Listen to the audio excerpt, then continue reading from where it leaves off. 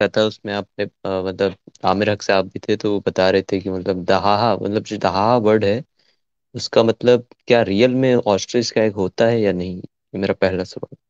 आप मुसलमान है, गैर मुस्लिम है? जी मुसलमान। मुसलमान है, ठीक है। बहरहाल उसके बहुत से उसके मल्टीपल मीनिंग्स में से एक मीनिंग वही है जो आमिर हक साहब ने बयान किया है। लेकिन इसके तो बहुत सारे मतलब स्कॉलर्स जैसे कि मोहम्मद हिजाब वगैरह उन लोगों ने तो बताया कि नहीं है। अम, उसकी कोई ना कोई उन्होंने रीजनिंग दी होगी, कोई दलील दी होगी, वो दलील सामने आनी चाहिए कि क्या है। मेरे एतबार से उसके एक माना ये भी हैं, लेकिन मेरे नजदीक कि धरती जो है वो चपटी है कि गोल है, उसके लिए मैं ये आयत इस्तेमाल करता ही नहीं हूं। जी जी। जी। जी एक और सवाल मैं सर रखना चाहूंगा मैं इसमें जैसे। एक जी बात ऐड कर दूं, क्वेश्चन सर, मैं इसकी थोड़ी तफसील बता दूं कि दहाहा के मीनिंग जो है वो स्ट्रेच और एक होता है, बट उसकी आगे की जो तशरीह है ना, उसके आगे की जो तशरीह है, उसकी बुनियाद पे हम इस आयत को दलील नहीं बनाते। कि कहते हैं कि इसको इसलिए यानी कि शुतुरमुर्ग के अंडे को इसलिए दहा कहा जाता है कि वो जो है खोद के वो अंदर डालती है, वो इस वजह से जो है उसको इस दहाहा के मीनिंग में लिया गया है। ठीक है। तो उसका असल यानी कि दहाहा का असल उसके शेप की वजह से उसको दहाहा नहीं कहा गया, बल्कि उसके जगह की वजह से जो है उसको दहाहा कहा गया। ठीक है, ये एक बेसिक फर्क है। तो इस वजह से हम नहीं कहते कि दहाहा लफ्ज से जो हम शेप पे इस्तेदलाल करेंगे। ठीक है। जी। जी जी, जिस पे एक वीडियो भी बनाया था एक स्कॉलर ने, वही मैं बता रहा था। जी मेरा दूसरा सवाल ये है जैसे कॉन्सेप्ट ऑफ जो इविल आई वगैरह है तो मतलब उस पे इस्लाम का क्लैरिफिकेशन क्या है, जैसे अदर लोग कॉन्सेप्ट ऑफ काफी सारे इविल इविल आई इविल आई, अच्छा अच्छा, हाँ। या तो मतलब उस पे काफी सारे लोग अलग चीजें बताते रहते हैं, फालतू चीजें। तो रियल जो कॉन्सेप्ट है वो क्या अलाइन हक्कुन, कुरान ने हदीस ने ये कॉन्सेप्ट दिया है कि जो इवल आई है ये एक बरहक चीज है। यानी ऐसा होता है कि बाज मर्तबा आप किसी दूसरे को ललचाई हुई निगाह से देखें और सामने वाला उससे मुतासिर हो जाए, तो बिल्कुल ये चीज बरहक है। अब इसको हर चीज को हम साइंटिफिकली साबित नहीं करेंगे, लेकिन तकरीब लिल अजहान यानी जहनों में उस चीज को करीब करने के लिए हम ये कह सकते हैं कि आप साइकोलॉजी में पढ़ते हैं, जो मेस्मराइज किया जाता है या हिप्नोटाइज किया जाता है, तो वो कैसे, जाहिर है कोई मशीन इस्तेमाल नहीं हो रही है, एक आदमी अपनी बातों से, अपने अंदाज से, एक माहौल से आपको इतना मुतासिर कर देता है कि आप माजी में चले जाते हैं और वहां जाकर वही बातें कहते हैं जो सामने वाला सुनना चाहता है, जबकि कोई आला नहीं लगा हुआ है, कुछ नहीं लगा हुआ है। तो अगर ये हो सकता है तो फिर वो क्यों नहीं हो सकता? जी। मुझसे इसमें मैं एक पॉइंट और ऐड कर दूं इसकी पॉसिबिलिटीज पे। मैं इसको मतलब रेफरेंस पॉइंट नहीं बना रहा हूँ, इससे इस्तेदलाल जी। नहीं कर रहा हूँ। मैं इस पॉसिबिलिटीज पे कि इंसान की थिंकिंग जो है वो असरअंदाज होती है। क्वांटम फिजिक्स में सब लोग जानते हैं कि जो मसला है वेव और पार्टिकल का, कि जब लाइट के ऊपर ऑब्जर्वेशन होता है तो दे बिहेव डिफरेंटली, और जब जी। उसको डिफरेंट डुअलिटी। नहीं किया जाता है तो दे बिहेव डिफरेंटली। तो ये जी कि जी जी। हमारा सोचना और हमारा ऑब्जर्व करना ये असरअंदाज होता है चीजों में। मैं इस पॉसिबिलिटीज जबरदस्त। पे बात कर रहा हूँ, इसको मैं मतलब साबित नहीं जबरदस्त। कर रहा हूँ। ठीक है। उम्दा, नहीं नहीं, ये अच्छी नजीर है, सही है, अच्छी नजीर है। ठीक है जनाब, क्वेश्चन साहब। जी और वो मतलब ब्लैक मैजिक के ऊपर भी जो प्योर जो इस्लामिक कॉन्सेप्ट है वो थोड़ा सा समझा। हाँ वो तो हराम है, जाहिर है उस पर क्या कॉन्सेप्ट, यानी इस क्लियर कि वो हराम है, और बल्कि बास वो कहा के नजदीक तो उसकी सजा भी सजाए मौत है। जी जी ठीक है, जज़ाकल्लाह। चलें जी, शुक्रिया बहुत बहुत। अच्छा, वो पिछले कॉलर आए थे और उन्होंने एक हदीस का रेफरेंस दिया था, उसके अल्फाज हैं कि वमन लम याकुलहु असाबहु मिन गुबारी, कि जो रिबा नहीं यानी सूद नहीं भी खाएगा तो उसको भी उसका गर्दो गुबार लग जाएगा, इतना आम हो जाएगा। इससे हम ये जस्टिफाई नहीं कर सकते कि चुनाचे अगर ऐसा है तो फिर सूद खा लेना चाहिए। उसकी वजह यह है कि आपको उतना बचना जरूरी है कि जितना आपके बस में है। मसलन आप एक ऐसे मुल्क में रहते हैं या गांव में रहते हैं कि जहां पर सड़क वड़क नहीं बनी हुई है और गाड़ियां जब जलती हैं तो बहुत ज्यादा डस्ट आती है, तो आप उस डस्ट से उसके बावजूद भी हत्तल इम्कान कोशिश करेंगे जितना मुमकिन है। महज इसलिए कि आप डस्ट से नहीं बच पा रहे हैं, इसका मतलब ये तो नहीं है कि अब आप मिट्टी के अंदर लोटपोट हो जाएंगे कि भाई डस्ट से तो मैं बच नहीं पा रहा हूं, चलो मिट्टी के अंदर ही लेट जाते हैं। ये तो मतलब नहीं है। तो ऐसे ही जहां तक इम्कान एक आदमी का बस है, बस चलता है, वहां तक उसको रिबा से बचना है, इंटरेस्ट से बचना है। अब इसके अलावा चूंकि पूरे बड़े बड़े मुल्क और इदारे तंजीमें इंटरेस्ट के ऊपर चल रही हैं, बहुत सी चीजें ऐसी होती हैं कि इंटरेस्ट की वजह से हमें मिल रही हैं, क्योंकि पूरे मुल्क के जो बैंक्स हैं वो यही काम कर रहे हैं। तो जहां तक हम बच सके बचें, जहां तक नहीं बच सकते तो उसमें हम माजूर हैं। अच्छा जी। यहाँ मुफ्ती साहब, सब हमारे मुस्लिम कॉलर में कहूंगा कि अपनी बात मुख्तसर रखे ताकि सैम भाई भी है, कोई हिंदू कॉलर एक्स मुस्लिम कोई आए। हाँ, सैम भाई से इस्तिफादा नहीं हो पा रहा है, खामोश बैठे हैं बिल्कुल। जी जी, मैं तो सुन रहा हूँ मुफ्ती साहब, आप सब है माशाल्लाह। जी जी जनाब, शेख महबूबुल अमीन साहब। अस्सलामु अलैकुम वरहमतुल्लाह। वालेकुम अस्सलाम। I am from Bangladesh.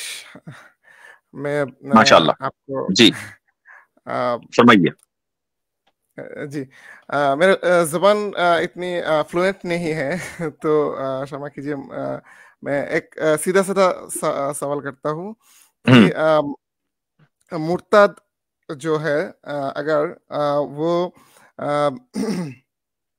ऐसा है कि बाय बॉर्न मुस्लिम है, जैसे बांग्लादेश में 95% मुस्लिम्स है।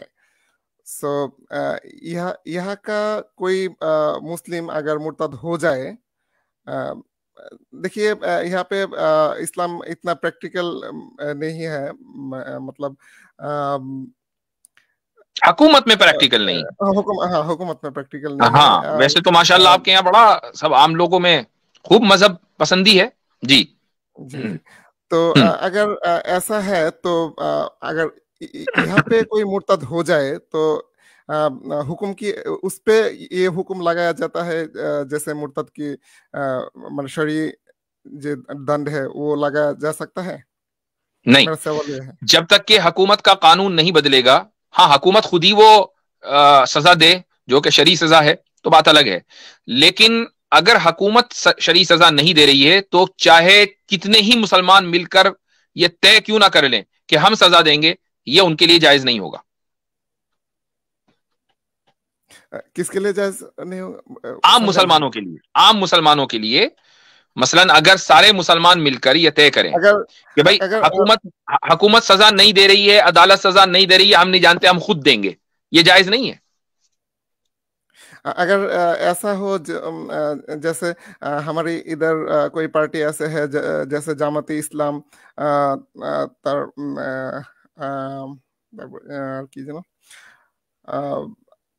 इस्लामी खिलाफत, ऐसे कोई पॉलिटिकल पार्टीज है, अगर वो हुकूमत में आ जाए तो वो ऐसा कर सकता है? नहीं, हुकूमत में आना काफी नहीं है ना। आप हुकूमत में आएंगे, कानून बनाएंगे, अदालत में उसकी प्रोसीडिंग होगी, अदालत फैसला करेगी कि सजा देनी है या नहीं देनी है। हुकूमत तो वो भी नहीं कर सकती, सजा नहीं दे सकती हुकूमत, सजा देगी अदालत। तो जो उसकी जो ड्यू प्रोसेस है, जब तक कि वो नहीं होगा सजा किसी को नहीं दी जा सकती, चाहे मुर्तद हो चाहे चोर हो, कोई भी हो। महज इसलिए कि एक पार्टी हुकूमत में आ गई, शामिल हो गई, उसकी कुछ सीटें हैं, इट डजंट मीन कि अब वो लॉ अपना बनाएगी जब तक कि उसका ड्यू प्रोसेस नहीं होगा या किसी को भी वो सजा देगी। शेख महमूद साहब, इसका प्रोसेस होता है ना। आई थिंक आपके यहाँ भी पार्लियामेंट्रियन सिस्टम है, तो पार्लियामेंट में जो बिल पास किया जाएगा वो बिल अप्रूव हो जाएगा, वो एक कानून के तौर पे नाफिज हो जाएगा, फिर केसेस अदालत में चलेंगी, वहां सारे प्रोसेस होंगे, उसके बाद सजा का नफाज होगा। तो ये ऐसे काम होता है। और हर सजा ऐसे ही होती है, हर सजा ऐसे ही होती है, चाहे वो कत्ल की हो, चोरी की हो, डाके की हो और इर्तिदाद की हो। अगर सजा ऐसा सजा हो है। जाए, अगर ऐसा हो जाए तो उस बंदे की नाइंसाफी होगा कोई? बिल्कुल नाइंसाफी है। अगर ऐसे शख्स को आउट ऑफ द कोर्ट सजा दे दी गई तो ऐसे लोग जिन्होंने सजा दी है उनको सजा दी जानी चाहिए, क्योंकि उन्होंने कानून अपने हाथ में लिया है। Thank you. और एक सवाल है, हम जो हदीस मानते हैं जैसे बुखारी, मुस्लिम और भी किताबें हैं, सही हदीस है, ज़ईफ हदीस है, तो हदीस को हम जैसे सलाफी, हनाफी, जो भी हो, हदीस को क्या कहते हैं उसे,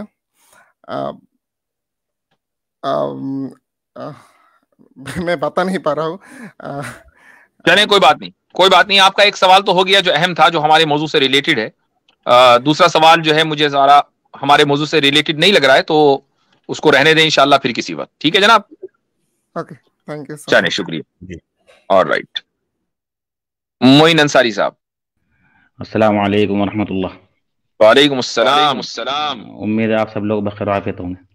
अल्हम्दुलिल्लाह। जी बस कैसर भाई से एक छोटा सवाल था। मुफ्ती साहब यहाँ एक और आवाज एक मिनट में, ये इनकी तरफ से हो रही है, मोइन अंसारी साहब की तरफ से। रिजॉइन अब ठीक है मेरी आवाज? देखते हैं, चले जी, अब ठीक है। जी कैसर भाई, मेरा एक सवाल था आपसे।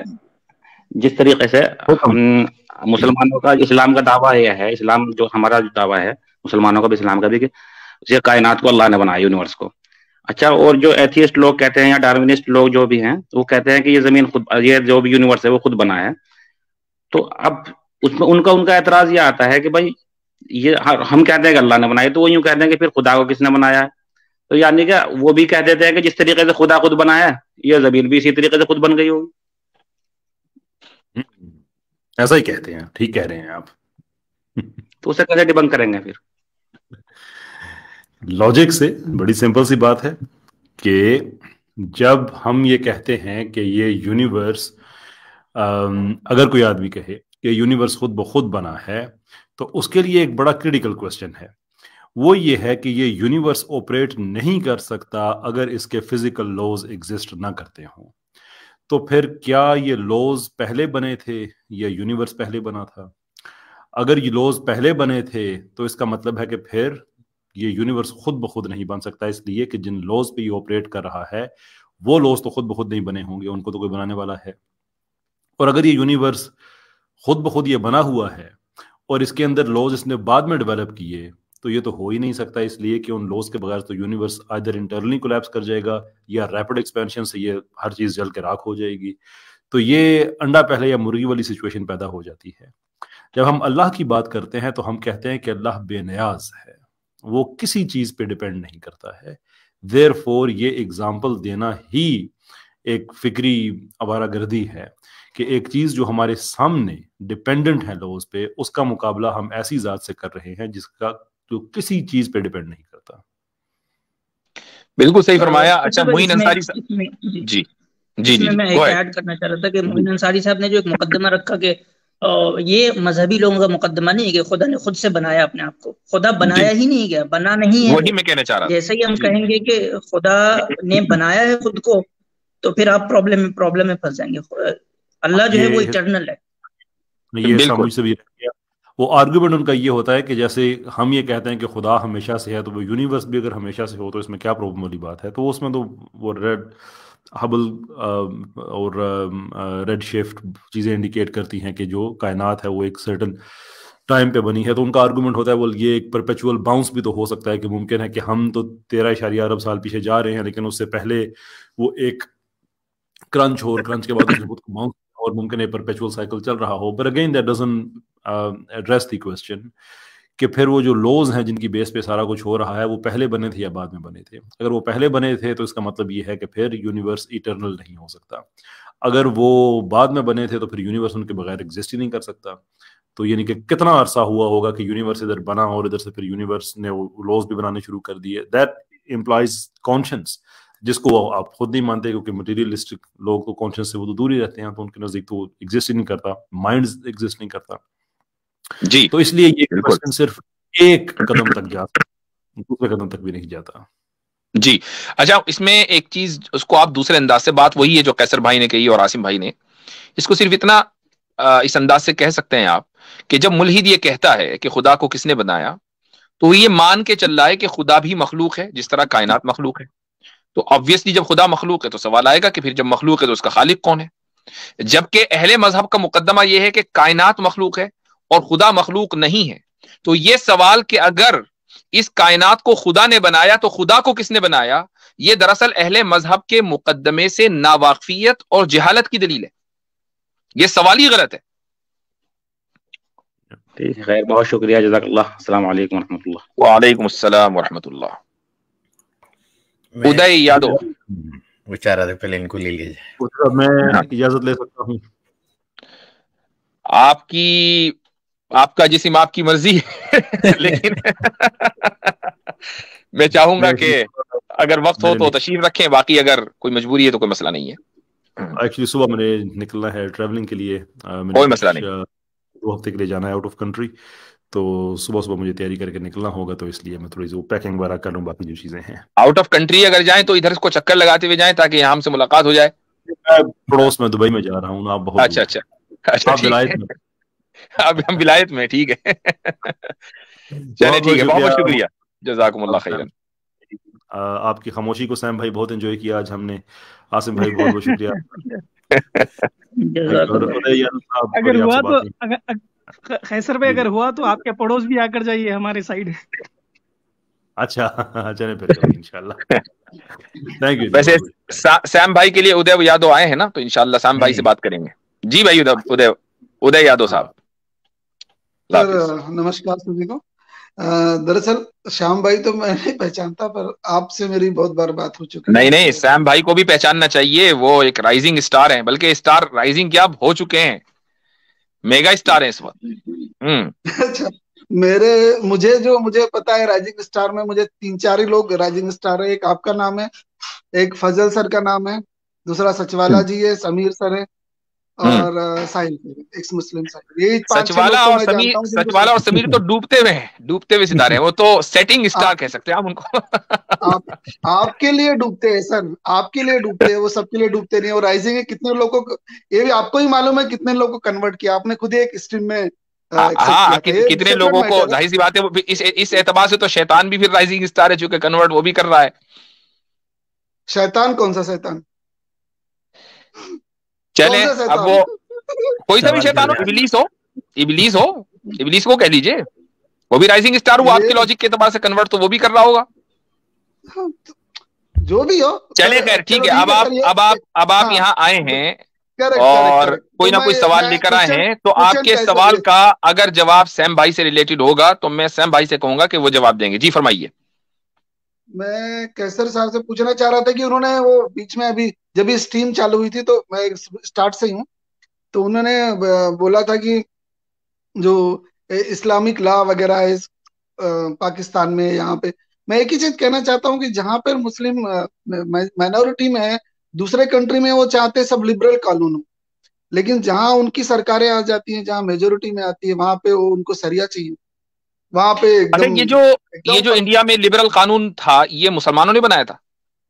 जो है इस वक्त लिबरल कानून मुसलमानों ने बनाया था? हाँ, तो उनको लिबरल चाहिए ना, क्योंकि यहाँ पे लिबरल बनाया किसने था? ओ भाई हेलो, बनाया किसने था? मुसलमानों ने बनाया था क्या? तो व्हाट डू यू मीन चाहिए? आपको ही मालूम है ना मैं क्या कह रहा हूँ, तो वही तो डिमांड कर रहे हैं ना भाई। वो तो पहले हिंदू नहीं बनाया, वो तो सभी को मालूम है कि बाबा साहब अम्बेडकर ने बनाया। तो जब वो कानून बना दिया, हम बात कर रहे हैं लॉ एंड ऑर्डर के मेंटेन की, क्योंकि दस्तूर कोई खिलौना नहीं होना चाहिए कि आए दिन जो है दस्तूर बदल रहे हैं। कॉन्स्टिट्यूशन, एक हुकूमत आई उसने नया कॉन्स्टिट्यूशन, अगली हुकूमत आई, अगर ऐसा चलेगा तो कोई भी मुल्क तबाह हो जाएगा। हम ये कहते हैं कि मुल्क को तबाह ना करो भाई, आपके पास एक अच्छा खासा कॉन्स्टिट्यूशन है जिसमें सब लोग हंसी खुशी रह रहे हैं। प्रॉब्लम क्या है? अगर जब आपके पास कॉन्स्टिट्यूशन बनाने का मौका था, उस वक्त हिंदू कॉन्स्टिट्यूशन बना देते, कोई मसला नहीं था। आज उसी पर चलते हैं हम। ये आप सिर्फ हिंदुस्तान के बारे में बात कर रहे हो सर, मैं वर्ल्ड वाइड बात कर रहा हूँ। आप वही, मैं सारी दुनिया के बारे में बात कर रहा हूँ, मैं सारी दुनिया के बारे में बात कर रहा हूँ, क्योंकि आप हिंदुस्तान पे इसलिए बात नहीं कर सकते क्योंकि आपको पता है कि ये लिबरल कॉन्स्टिट्यूशन आप ही लोगों ने दिया है, तो आप हमें तो ब्लेम कर नहीं सकते हो। ठीक है, आप इस कॉन्स्टिट्यूशन को बदलना चाहो, कल के बदलते आज बदल दो, हमारी तबीयत पे कोई, हमारी सेहत पर फर्क नहीं पड़ता। आप यूसीसी लाना चाहो ले आओ, हमारी सेहत पे कोई फर्क नहीं पड़ता। ठीक है, जो करना है करो। पॉइंट ये है कि दुनिया में जहां हम रहते हैं, जहां भी जिन ममालिक के अंदर रहते हैं, आप क्या समझते हैं कि लिबरल कॉन्स्टिट्यूशन जो है वो इस्लाम के मुताबिक है? सर मुझे भी एक्चुअली टाइम दो ना, आप कंटिन्यू बोलते हो ना, मतलब मुश्किल हो जाता है अपने पॉइंट रखना ना, एकदम डिफिकल्ट हो जाता है। तो मैं यही कह रहा हूँ कि हाँ, मैं यही कह रहा हूँ कि आप कैसा बात कर रहे हो, अपोजिशन तो कितनी होती है।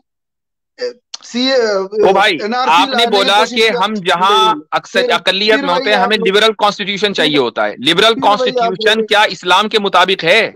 मुझे ये बताइए। इस्लाम बिल्कुल नहीं है। इस्लाम तो बिल्कुल नहीं है ना, कानून बनना नहीं है ना। लिबरलिज्म जो है, लिबरल कॉन्स्टिट्यूशन इस्लाम के मुताबिक नहीं है, तो फिर हमें क्या पड़ी है कि हम हर जगह लिबरलिज्म को और उसका टोकरा अपने सर के ऊपर ढोएं? हम ये कहते हैं कि जहां एक मर्तबा कॉन्स्टिट्यूशन बन गया है और वो अक्सरियत की विल के ऊपर बना है, तो हम अपनी बात आपके ऊपर इंपोज नहीं करेंगे अनलेस ये कि आप खुद ही चाहें। और आप अपनी बात हम पर इंप्लीमेंट ना करें। अगर आप रोजाना और हर पार्टी आकर नया कॉन्स्टिट्यूशन लाएगी तो मुल्क जो है वो अनार्की का शिकार हो जाएगा। That is the point. फिर वो ये तो हर एक को राइट है ना। देखो अगर आपको राइट है, एक सवाल है, मैंने एक आप ये सेंटेंस कह रहे बोला, हैं, आप चार उदय यादव एक्सप्लेनेशन दे रहे हो, मेरी बातें नहीं सुन रहे हो। उदय यादव साहब आपसे एक सवाल है कि आप बताएं कि आप नहीं आप अब मैं पूछ रहा हूँ ना, एक मिनट आप ये कह रहे हैं कि मुसलमान जहाँ रहते हैं वहाँ शरिया कानून चाहते हैं, जहाँ माइनॉरिटी में होते हैं वहाँ लिबरल कानून चाहते हैं। तो आप जो है जो माइनॉरिटी में इंडिया में जो मुसलमान रह रहे हैं, अगर मान लो फॉर एग्जांपल कल होके जो है वो ये कहें कि नहीं इंडिया में भी जो है शरीयत लागू होना चाहिए, आप बताओ क्या कहोगे आप ऐसे लोगों के बारे में? अगर कोई मुसलमान यहाँ डिमांड कर दे कि कोई, अगर मान लो कोई आदमी यहाँ डिमांड कर दे, मुस्लिम हो गैर मुस्लिम हो कोई भी हो, ये शरिया जो है ना वो गैर मुस्लिम भी डिमांड कर सकता है। हो सकता है कि एक क्रिश्चियन को अच्छा लग जाए इस्लामिक लॉ, वो कहे कि भाई इस्लामिक लॉ होना चाहिए इंडिया में। तो मान लो एक दलित ने जो है या एक क्रिश्चियन ने जो डिमांड कर दिया कि भाई इस्लाम में इंडिया जो है को एज पर शरिया चलना चाहिए, अब क्या करोगे उनके साथ? आप बताओ। आप ये बोलने की, ये डिमांड करने की आजादी दोगे ऐसे लोगों को? अब जरा ना दो प्रश्न दोनों साइड से आए ना। प्रॉब्लम ये है कि आप लोग दूसरे को नहीं, प्रॉब्लम ये है कि आप बोलते ही नहीं। पहले मैंने आपने पूछने आए ना उसमें प्रॉब्लम है बेसिकली। दूसरे को बोलने ही नहीं देंगे तो फिर ये तो वन साइड। आप बताओ कि आप एक आदमी को आपने मेरा पॉइंट ही नहीं, मैंने बोलने ही नहीं दिया आपने। आप हर क्वेश्चन भाई मैं यही बोलना चाह रहा हूँ कि पहली बात तो दलित ऐसा क्वेश्चन रखेगा नहीं जो आपने नाम लिया। क्यों नहीं रख सकता है? आप सब बहुत बड़ा ट्रेंड चल रहा है पाकिस्तानियों में। आप ये बात क्यों कह रहे हैं कि नहीं रख सकता है? रख सकता है ना। दलित तो मुसलमान इस्लाम मानता ही नहीं ना। नहीं यादव भाई, मेरा नाम सैम स्टेलॉन है। यादव भाई देखिए, आप जो बोल रहे हैं ना कि एक नॉन मुस्लिम ये कभी भी ऐसा स्टेटमेंट नहीं दे सकता है कि भाई शरिया को इम्प्लीमेंट करे। अगर आप गूगल करेंगे तो राज ठाकरे ने ही खुद कहा है, bring sharia in India to treat the rapists. तो ऐसे कई हमारे हिंदू भाई है इंडिया में ही, वो शरिया की डिमांड कर रहे हैं इंडिया में ताकि रेप से बच सके हमारे बहनें। समझे आप? तो कुछ लोगों की नजर में कुछ लोगों मैं कह रहा ना सर कि बिल्कुल सही। अच्छा उदय भाई, उदय यादव रुको, मैं डिमांड करता हूं कि इंडिया में मुकम्मल शरी निजाम ऊपर से लेकर नीचे तक के होना चाहिए। आप तायद करते हो? आपका क्या अधिकार है डिमांड करने का? आप तो कोई अरे यार अजीब आदमी हो। मैं चलो आसिम भाई करते हैं मेरे बिहाफ पर। चलो ठीक है, आसिम भाई कर लेते हैं। आसिम भाई आप डिमांड करते हैं, ठीक है मैंने मान लिया। आसिम भाई आप डिमांड करते हैं? जी चलो अब बोलो। अब आसिम भाई तो वहीं के रहने वाले हैं ना। आसिम भाई भी करते हैं, सैम स्टैलिन भी करते हैं, मुफ्ती अब्दुल्ला मिनहाज भी करते हैं, 3 करते हैं। अब बोलो। हाँ क्या करते हैं कि उनको क्या चाहिए? उनको मुकम्मल शरीयत निजाम चाहिए ऊपर से लेकर नीचे तक के 100% शरीयत निजाम चाहिए मुसलमानों को इंडिया में। अब बोले ये डिमांड सही है? तो यही तो मैं कह रहा हूँ ना कि जहां मेजोरिटी में आएंगे वो तो खुद ही करने थे ना, वो बोलेंगे। ओ भाई मेजोरिटी में नहीं है, माइनॉरिटी में है। मेजोरिटी में कहाँ है? माइनॉरिटी में है। वो ये कह रहे हैं कि हम माइनॉरिटी का लॉ अलग बना दो, हमें अपनी शरीयत पर चलने दो, हमारा सिविल लॉ भी अलग हो, क्रिमिनल लॉ भी अलग हो, हमारी कोर्ट्स अलग हो, हर चीज अलग हो। अब बताइए आप तैयार हैं? वही तो मुसलमान चाहता ना यहाँ पे। आप क्या बोल रहे हो? तो यही चाहता है कि मेरा हर चीज। यार आपको प्रॉब्लम क्या है कि शरीयत का मुतालबा करें, ये प्रॉब्लम है। अभी उदय यादव साहब ये कह रहे थे कि जहां माइनॉरिटी में रहते हैं वहां लिबरल चाहते हैं, और अभी ये कह रहे हैं कि नहीं मुसलमान तो चाहता है शरीयत। भाई कॉन्ट्राडिक्ट कर रहे हो उदय यादव साहब। मैंने तो पहले ही कहा ना भाई, आप ऐसा डबल स्टैंडर्ड क्यों करते हो कि जहां पर हो मैं डबल स्टैंडर्ड नहीं कर रहा हूं ना। इसको क्लियर करो, नया कानून मानना चालू कर देते हो उदय यादव साहब। आप पहले इसको क्लियर करो कि मुसलमान जो माइनॉरिटी में इंडिया में है वो क्या चाहते हैं, वो लिबरल कानून या शरिया कानून? वो जब तक माइनॉरिटी में है तब तक वो यही देश का कानून मानेगा बंधन में, और जिस दिन वो मेजोरिटी में आ जाएगा वो अपना पूरा वो इस्लाम का शरिया कानून। फाइन, ठीक है। अब हम माइनॉरिटी में हैं, मसलन मुसलमान माइनॉरिटी में इंडिया के, वो आपसे मुतालबा करें एज ए माइनॉरिटी कि हमें मुकम्मल शरिया लॉ चाहिए, सिविल भी और क्रिमिनल भी। क्या आप उनको सपोर्ट करेंगे? नहीं तो मैं तो उनको एक ही चीज, हमारे देश में यही बोला जाएगा, उनको शरिया चाहिए तो वैसे देश में चले जाए जहाँ शरिया लागू है। तो फिर आपको एतराज क्यों भाई मुसलमानों के ऊपर? फिर आप एतराज किस बात का है? अगर आप यही कहेंगे कि नहीं, अगर तुमको शरिया चाहिए, एक मिनट, अगर तुमको शरिया चाहिए तो तुम वहां चले जाओ जहां तुम अक्सरियत में हो, तो आपने तो अपनी थीसिस को खुद ही एंटी थीसिस कर दिया, अपनी थीसिस को खुद ही साबित कर दिया कि भाई मुसलमान जहां अक्सरियत में होंगे वहीं उनका कानून चल सकता है, जहां वो अकलियत में है वो तो अपना कानून कैसे चलाएंगे? सिंपल सी बात है, खुद ही फंस गए आप अपने जाल में।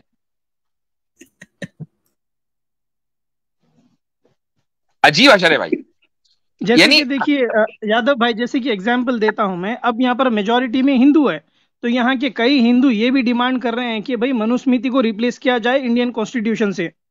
अब वो हिंदू लॉ लाना चाह रहे हैं, हिंदू राष्ट्र की अब जय जयकार कर रहे हैं लोग कि भाई हिंदू राष्ट्र बनाना है, अखंड भारत बनाना। ये क्यों, जब मेजोरिटी में है तो आप लोग आपके साइड से आप डिमांड कर रहे हैं ना, तो क्या मुसलमान जब मेजोरिटी में आता है तो एक शरिया अच्छा कानून डिमांड नहीं कर सकता है क्या? गुरुजी, मनुस्मृति कोई नहीं बोलता, ये जरा गलत चीज है ना, स्प्रेड मत कर देता हूँ। एक लाइन सिर्फ पता है मनुस्मृति, एक भी लाइन मालूम नहीं है अंदर चीजें की। अच्छा भाई ठीक है, एक मिनट इसका टेस्ट हो जाए, मनुस्मृति, एक मिनट इसका टेस्ट हो जाए कि सैम भाई को मनुस्मृति की एक भी लाइन मालूम है कि नहीं। सैम भाई जरा कुछ निकालें। टेस्ट हो जाए, चलो टेस्ट, चलो पहले हो जाए। जी भाई सैम भाई, कितने आपको कितने वर्सेस बताऊं आपको मैं मनुस्मृति से? आप बताइए किसके ऊपर बताऊं मैं? कास्ट सिस्टम के ऊपर बताऊं मैं आपको? हाँ कास्ट सिस्टम पे बताइए भाई, कास्ट सिस्टम पे बताइए जरा दो तीन। वो अगर आप स्क्रीन शेयर कर सकते हैं तो आज स्क्रीन भी शेयर कर लें।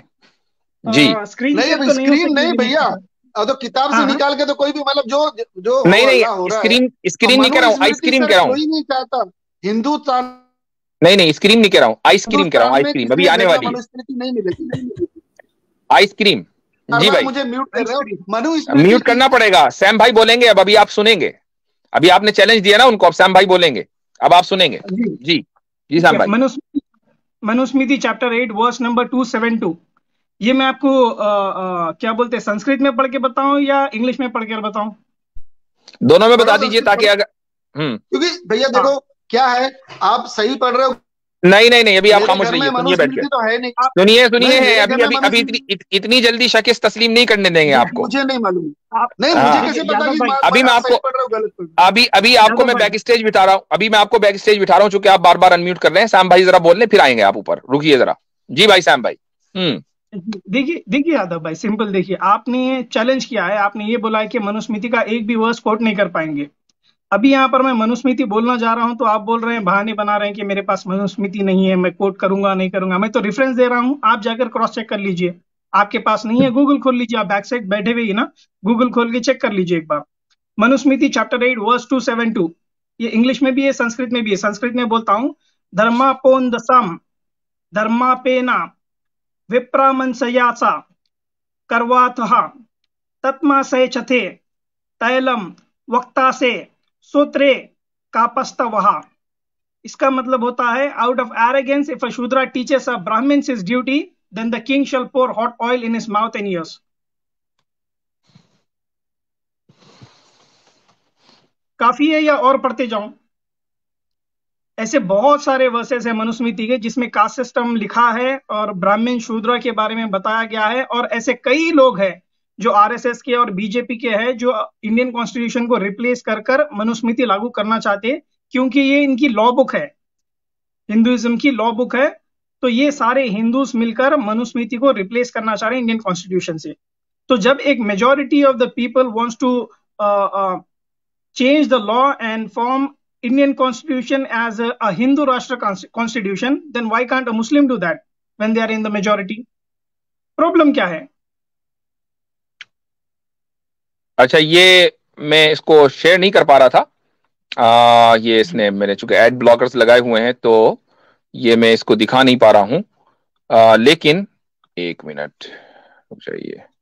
फिलहाल जो न्यूज है वो ये थी, ये द हिंदू की है और बहरहाल एक इंडिया का रेप्यूटेबल अखबार है। उसमें उसकी जो हेडलाइन है वो है, BJP wants to run the country on the basis of Manusmriti.